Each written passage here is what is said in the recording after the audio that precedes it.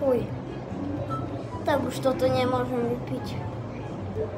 Ja viem, že tak málo, ale už nemôžem.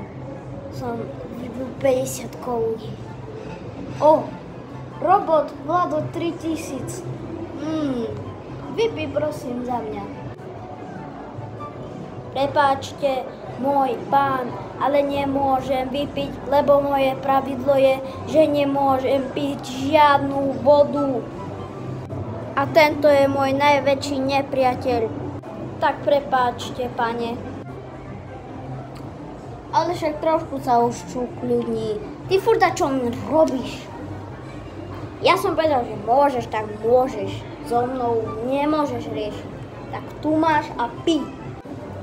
Áno, môj šéf, ako poviete, všetko urobím pre vás.